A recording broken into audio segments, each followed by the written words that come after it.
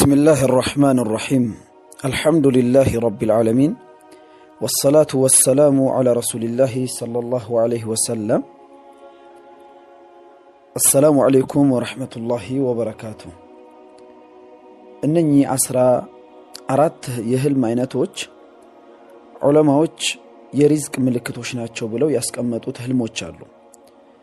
ከነኚህ 14 ምልክቶች ውስጥ አንዱን መመልከት የቻለ ሰው አላህ በአጭር ጊዜ ውስጥ ሰፋ ያለ ሪዝቅ እንደሚሰጠው፣ ሐላል የሆነ ሪዝቅ እንደሚሰጠው፣ ከድህነት እንደሚያወጣው፣ ከእዳም እንደሚያወጣው ዑለሞች ያስቀምጣሉ። ህልምን አላህ Subhanahu Wa Ta'ala በቁርአን ላይ ሲናገር ومن آياته منامكم بالليل والنهار ከአላህ ተአምራቶች ውስጥ መሆኑን አላህ በቁርአን ይናገራል። ህልም አላህ ከተአምራቶች ውስጥ ነው። እናንተ በቀንም በማታም የምታዩዋቸው ህልሞች ከአላህ ድንቅ ተአምራቶች ውስጥ አንደኛው ነው ብሎ አላህ ይዘረዝራል። አላህ ለባሪያው ሊሰጠው የሚፈልገው ነገር ከመስጠቱ በፊት በብዙ መንገዳቶች ያም ቡሽራ ያም ብስራት አላህ ያሳውቋል። ከነሱ ስር አንደኛውና ዋንኛው ህልም ነው የሚሉት ዑለማዎች። ነብዩ አለይሂ ሰላቱ ወሰለም ወህይ ሲወርድላቸው ወህይ የሚወርድላቸው መንገዳቶች ብዙ አይነት መንገዳቶች አሉ። አንደኛው ጅብሪል በሰው ተመስሎ መጥቶ ወህይ ይሰጣቸዋል። ሁለተኛው ቀልባቸው ስር ብቻ በማሳረፍ ቀልባቸው ስር ይረጋላቸው በመናገር ወህይ ይደረግላቸዋል። ሶስተኛው ጅብሪልን ሳይመለከቱት ግን በጆሮአቸው መጥቶ የሚያወራቸው አለ። በተለያዩ መንገዳቶች አላህ ለረሱሉ አለይሂ ሰላቱ ወሰለም ወህይ ያደርስላቸዋል። ለአላህ መልእክተኛ አለይሂ ሰላቱ ወሰለም ከሚደርስላቸው የወህይ መንገዳቶች ውስጥ አንደኛው ህልም ነው። በመናም ወይንም ደግሞ በህልም አላህ መልእክቱን ያሳውቃቸዋል ማለት ነው።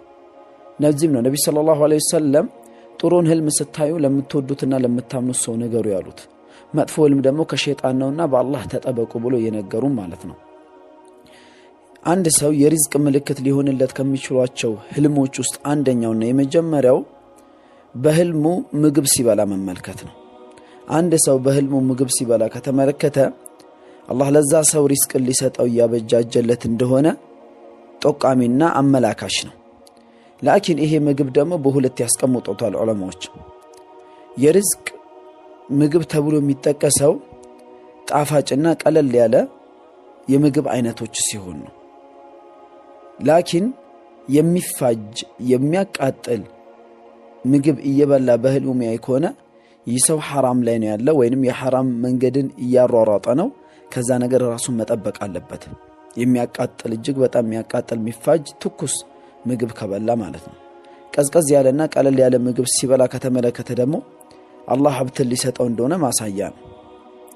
ሁለተኛው አላህ ለባሪያው ሀብትን ሊሰጠው ሲል ቀድሞ በህልም ከሚያሳውቋቸው ምልክቶች ውስጥ ጣፋጭ ፍራፍሬዎችን በህልሙ ሲበላ ይመለከታል። ይህ ሰው እንደ ቴምር አይነት የመሳሰሉ ጣፋጭ ፍራፍሬዎችን ማንኛቸውም ጣፋጭ የፍራፍሬ አይነቶችን በህልሙ ሲመገብ በህልሙ ሲበላ ያየ ሰው አላህ ለዚህ ሰው ሪዝቅን ሊሰጠውና የሪዝቅ በርን እየከፈተለት እንደሆነ ማሳያ ነው ማለት ነው።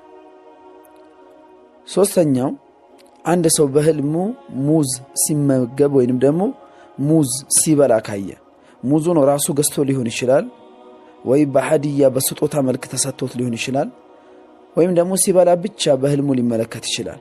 ይህ የሪዝቅ ማሳያና ከሪዝቅ ምልክቶች ውስጥ ሌላኛው ነው።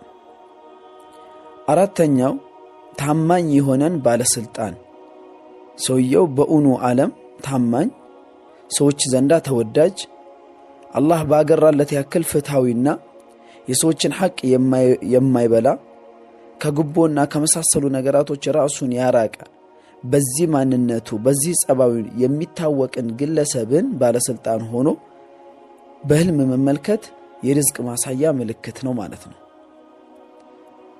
አምስተኛው ትላልቅና ጥንታዊ ተአምራዊ ቦታዎችን በህልም መመልከት፣ ትላልቅ ቦታዎችን እነዚህም ደግሞ መልካም ቦታዎችን ጥሩ ቦታዎችን በህልም መመልከት አላህ ሲሳይን ሪዝቅ ለአንድ ሰው ሊሰጠው መሆኑን ማሳያ ምልክቶች ናቸው። ስድስተኛው በህልም ውስጥ መርከብ ላይ መጓጓዝ የመርከብ ጉዞ ማድረግ ይሄኛውም አላህ ለባሪያው ሪዝቅ ሊሰጠው ከሚያሳያቸው ምልክቶች ውስጥ አንዱ ናቸው ይላሉ ዑለማዎች። በመርከብ ሲሄድ አንድ ሰው የሚመለከት ከሆነ የመርከብ ጉዞ ሲያደርግ የሚመለከት ከሆነ አላህ ሪዝቅ ሊሰጠው ማሳያ ነው ነው። ሌላኛውና ስድስተኛው አንድ ሰው በህልሙ መኪና ሲጋልብ ወይንም መኪና ሲነዳ ወይ በመኪና ውስጥ ጉዞ ሲያደርግ መመልከት። ይህ ጉዞ ቀለል ያለና ደስ የሚል ጉዞ መሆን አለበት። ለምሳሌ በመኪና ጉዞ እያደረገ በአደጋ የተጨናነቀ በሚያስጠሉ ስሜቶች ውስጥ ሆኖ በመኪና ውስጥ መመልከትን አያካትትም። ደስ የሚልና ቀለል የሚል ጉዞ በመኪና ውስጥ ቁጭ ብሎ እያደረገ መሆኑን በህልሙ ከተመለከተ አላህ ለዚህ ሰው ሪዝቅን እያበጃጀለት እንደሆነ ማሳያው ምልክት ነው ብለው ዑለሞች ያኖሩታል ማለት ነው። ይሄን እነዚህም አንድ ሰው ስምንተኛው ኢብኑ ሲሪን ይሄን በኪታባቸው ላይ ያስቀምጡታል። አንዲት ሴት ጸጉሯ ረዝሞላት በህልሟ የምትመለከት ከሆነ አላህ እቺ ሴት የምትሰቃይበትን የፋይናንስ ችግር የድህነት ችግር በጸጉር መርዘም የሪዝቋን መርዘም አላህ ሊያሳያት እንደሆነ የላከላት አሻራ ነው ምልክት ነው ይላሉ። ይህን ተፍሲር ኢብኑ ሲሪንም አኑረውታል አስቀምጠውታል ማለት ነው። ታላቁ የዕልም ሙፈሲር ናቸው እሳቸው። ጸጉር መርዘም ረጅም ጸጉር መመልከት በህል የራስዩ ሴቲቱ ግን ይሄ የጸጉር መርዘም የራሷ መሆን አለበት፣ የሰው ጸጉር አይደለም። የራሷ ጸጉር በህልም ሲረዝምላት ከተመለከተች አላህ ሰፊ ሪዝቅ ሊሰጣት እያበጃጀላት እንደሆነ ማሳያ ምልክት ነው። ዘጠነኛው በህልም ሀዲያ ወይንም ደግሞ ስጦታን መቀበል። ከምትወደው ሰው ስጦታ አምጥቶ ሰጠህ። ያ ስጦታ ትልቅም ይሁን ትንሽም ላኪን ይሄ ሰው አንተ የምትወደው ሰው ነው፣ ይሄ ሰው አንተ የምታምነውና የምታከብረው ሰው ነው። በዚህ መንገድ ስጦታ አምጥቶ በህልም ሲሰጥህ ከተመለከትክ ይህ ኢሻራ ነው፣ ይህ ምልክት ነው ከአላህ ዘንዳ ለአንተ የተላከለ የሪዝቅ ባለቤት ሊያደርግህ ማለት ነው። አስረኛው በህልም ቁርአንን መያዝ። ሰውየው በህልሙ ቁርአን በእጁ ይዞ የሚያይ ከሆነ እንዲሁም የቁርአን ስጦታ ሲሰጠው በህልሙ የሚመለከት ከሆነ አላህ ሐላልን ሪዝቅ ሰፊን ሪዝቅ ከድህነት የሚወጣበት ሪዝቅ አላህ እየሰጠውና ሊሰጠው እያበጃጀው እንደሆነ ማሳያ ምልክቶች ናቸው። 11ኛው በህልም ደስ የሚልና ቀለል የሚል ጣፋጭ ዝናብን በህልም መመልከት። አላህ ዝናብን ወይንም ውሃን በሁለት አይነት መንገድ ይጠቀመዋል። አንድ ለባሮቹ ሪዝቅን ስሳይን፣ ሁለት ደግሞ ለተቆጣባቸው ሰዎች ማጥፊያ መንገድንም አላህ አድርጎታል። በህልም ቀለል የሚልና ደስ የሚል ዝናብን መመልከት፣ በዝናብ ውስጥ መሄድ፣ ቀለል የሚልና ደስ የሚል ዝናብ ውስጥ እንቅስቃሴዎችን ማድረግ ወይንም ደግሞ ዝናብ ብቻ ሲዘንብ በህልም ማየት ከሪዝቅ ማሳያ ምልክቶች ውስጥ ሌላኛው ምልክት ነው ማለት ነው። 12ኛው አንድ ሰው በህልሙ ንጹህ ውሃ ሲጠጣ መመልከት። በህልሙ ደፍራሳ የደፈረሰ ውሃ ቆሻሻ ውሃ ሲጠጣ የሚመለከት ከሆነ ይህ ሰው ሐራም ውስጥ ተዘፍቋል፣ ከዛ ሐራም ራሱን ሊያጸዳ ይገባል። ይህ ምልክቱ ነው፣ ኢሻራው ነው። የደፈረሰ ውሃ ቆሻሻ ውሃ አንድ ሰው በህልሙ ሲጠጣ ካየ ከዛ ነገር ራሱን ሊያጸዳ ራሱን ሊያርቅ ይገባል። ላኪን በህልሙ ንጹህ ውሃ ደስ የሚል ቀዝቀዝ ያለ ንጹህ የሆነን ውሃ በህልሙ መጠጣት የሪዝቅ ማሳያ ምልክቶች ውስጥ ሌላኛው ምልክት ነው ማለት ነው። 13ኛውና የመጨረሻው ምልክት ሰውየው በህልሙ ማዕድናቶችን የሚያይ ከሆነ ወይንም የሚያገኝ ከሆነ ማዕድን፣ የወርቅ ማዕድን፣ የነዳጅ ማዕድን፣ የተለያዩ ማዕድን ቦታዎችን በህልሙ ሲመለከት ወይንም ደግሞ በህልሙ የወርቅ ስፍራዎች ወይ ነዳጆች ከሱ ቤት ሲወጣለት ሲፈልቅለት በህልሙ ካያ አላህ ለዚህ ሰው የሪዝቅ መንገድን ሊሰጠው ካሰባቸው ምልክቶች ውስጥ የመጨረሻው ምልክት ነው ማለት ነው። እነኚህ አሁን ምልክቶችን የህልም ሙፈሲሮች ወይንም ደግሞ ህልምን የሚፈቱ ዑለማዎች ኪታባቸው ላይ ያኖሩት ምልክቶች ናቸው። ያው ህልም በእስልምና ትልቅ ቦታ አለው፣ ችላ የሚባል አይደለም። ለዚህም ነው ሰሃቦች ሪድዋኑላሂ ተዓላ አጅማዒን የሆነን ህልም ሲመለከቱ ችላ አይሉትም። መተው ለረሱሉ አለይሂ ሰላቱ ወሰላም ይነግሯቸው ነበር። ህልም በብዙ መንገድ ድንጋጌዎች የተቀመጠበት አለ። ለምሳሌ አዛንን አንድ ሰሃባ በተመለከተው ህልም አማካኝነት አዛን እንዲጸድቅና አዛን በዚህ መንገድ የሰላት ጥሪ በዚህ መንገድ እንዲሆን የተቀመጠበት አለ።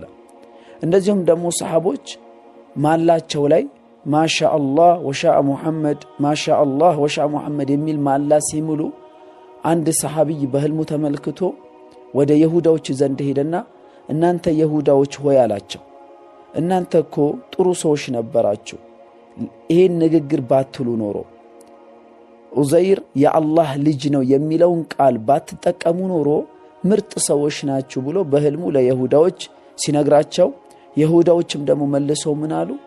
እናንተ ሙስሊሞችም እኮ ጥሩና ምርጥ ሰዎች ነበራችሁ፣ አላህ ከፈለገና ሙሐመድ ከፈለገ የሚለውን ቃል ባትጠቀሙ ኖሮ ብሎ ይሁዳዎች መለሱ። ነሳራዎችም ሲመልሱለት ይህን ህልሙን የተመለከተው ሰሃቢይ ለነቢ አለይሂ ሰላቱ ወሰላም ሄዶ ነገራቸው። እንዲህ ህልም አይቻለሁ አሉ። ነቢ ሰለላሁ ዐለይሂ ወሰለም ወዲያውኑ ትእዛዝ አስተላለፉ። አንድም ሰው መማል ሲፈልግ አላህ ከፈለገና ሙሐመድ ከፈለገ ብሎ እንዳይምል፣ አላህ ከፈለገ ثم شاء محمد عليه الصلاة والسلام ከዛ ነቢ ሰለላሁ ዐለይሂ ወሰለም ብለው ثمን ይጨምርና አክሎበት ይናገር ብለው ያስቀመጡታሉ። በብዙ ሰሃቦች አማካኝነት የታዩ ህልሞች ሸሪዓዊ ድንጋጌዎችን ተንተርሶ የመጡ አሉና ህልሞቻችንን ስናያቸው ለምንወዳቸው እንደዚህም ደግሞ የህልሙ ዕውቀት ይኖራቸዋል ብለን ለምናስባቸው እንደም ብንነግራቸውም ደግሞ በእኛ ላይ አይተሐሰዱብንም አይመቀኙብንም ብለን ለምናስባቸው ሰዎች የምናያቸውን ህልሞችን ሄደን ብንናገር ያ ነው መልካሙም የተሻለው ማለት ነው። የሚያስጠሉ ህልሞች የሚያስፈሩ ህልሞች በቅዠት የተሞላ ለመናገር የሚከብድ የሚሰቀጥጡ አይነት ህልሞችን ደግሞ ለማንም ባንናገር የተመረጠ ነው ማለት ነው። ነብዩ ሰለላሁ ዐለይሂ ወሰለም በቅዠት የተሞሉና ምቾት የማይሰሙ ህልሞችን ካያችሁ ከሸይጣን ነው አዑዙ ቢላሂ ብላችሁ በአላህ ተጠበቁ፣ ህልማችሁን ለማንም አትንገሩ ያሉ ሐዲሶች ስላሉ ማለት ነው። ወሰላሙ አለይኩም ወራህመቱላሂ ወበረካቱሁ።